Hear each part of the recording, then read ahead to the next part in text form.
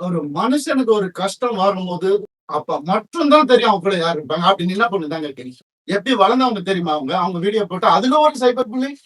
ஒரு பொண்ணு என்ன புரிஞ்சுக்கிச்சு. ஏன் பார்க்காத ஹீரோயினாங்க. என் வேலையே அழகான பொண்ணு கூட தான் நடிக்கிறது. அதான் என் வேலையே. எப்படி ஆளுங்களை மயங்கி போயிட்டாங்களா? எத்தனை வருஷம் சொல்ல அவங்களுக்கு ஒரு ரீசன் தேவை. எதுக்கு போறான்னு தெரியல. இதை புடி என்னெல்லாம் நடந்திருக்குன்னு ஊருக்கே தெரியும். அந்த வீட்டுல என்னெல்லாம் நடந்திருக்குன்னு. எங்க அப்பா அம்மா கையெடுத்து காலை ஊந்து கேட்டாங்க. என்ன வேணாப்பா இந்த குடும்பம்னு சொன்னாங்க. அச்சதை போடும் போதே இப்படிதான் போட்டாங்க. நாசமா போட்டுதான் போட்டாங்க. ஒரு சின்ன ஒரு ஒரு ஒரு அன்பு இருந்திருந்தா எதுக்கு வந்திருப்பா? ஏன் வந்திருப்பா? யாராவது யோசிச்சு பாத்தீங்களா? நான் இப்படி பேசணுமா? இத்தனை வருஷம் நான் கஷ்டப்பட்டு வாழ்ந்து என் மேல ஒரு பிளாக் மார்க் இல்லாம 23 வருஷம் எவனாவது இருக்கானா கேட்டு பாருங்க. எப்படி இவனுக்கு 45 வயசுல எப்படி நான் அந்த அழகு பின்னாடி ஓடுற என்னங்க பேசுறீங்க? அழகான 2 நடிகர் தான் என் வேலையை அப்பெல்லாம் போடாது. இப்ப ஏங்க ஓடணும்? நான் உயிரோட இருக்க கூடாது. அவங்களுக்கு மேக்சிமம் அதுதான் நடந்துரும். கண்டிப்பா நடக்கும். ஆனா நான் எல்லாரையும் முடிச்சுட்டு தான் நான் போவேன்.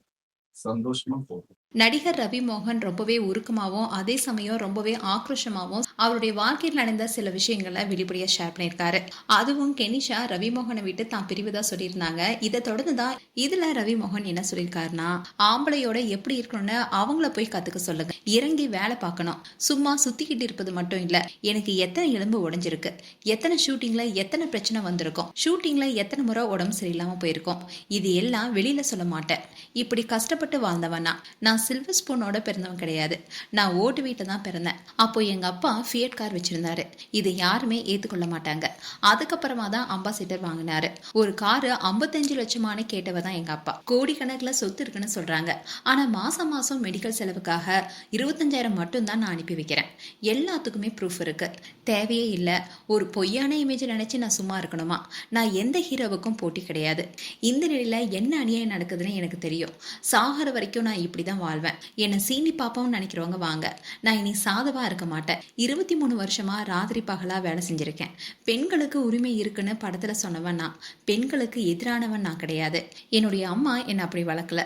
என் பிள்ளையும் நானும் சேர்ந்து நடிச்ச படத்துல தான் நாங்க சந்தோஷமா இருந்தனால். படிக்கிறதுக்கு மட்டுமே நான் 50 லட்சம் ஃபீஸ் கட்டுறேன். குழந்தைங்க மேல பாசம் இல்லைன்னு சொல்றீங்க. பசங்களை பார்க்க விடுறதில்ல. எனக்கு பிடிக்கலன்னு நான் வெளியே வந்தேன். என்னை புரிஞ்சுக்கிட்ட ஒரே ஒரு பெண் கெனிஷா தான். அவங்களையும் காலி பண்ணி அனுப்பிட்டீங்க. உங்களை நான் சும்மா விட மாட்டேன். நடிகர் கார்த்தி, பிரபுதேவா சார், ஐஸ்வரி சார் தான் என்னை காப்பாத்தினாங்க.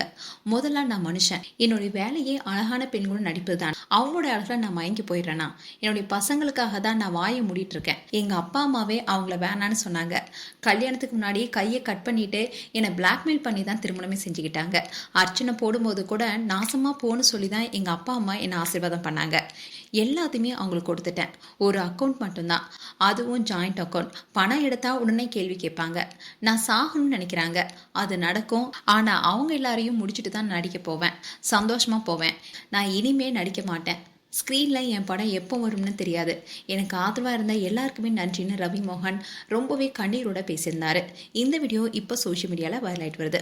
மேலும் உங்களுடைய கருத்துக்களை கமெண்ட் செக்ஷன் சொல்லுங்கள். இது போன்ற வீடியோஸை பார்க்க நியூஸ் தமிழ் கிட்ஸ் சப்ஸ்கிரைப் பண்ணுங்கள். மறக்காமல் நோட்டிஃபிகேஷன் பட்டனை கிளிக் பண்ணுங்கள்.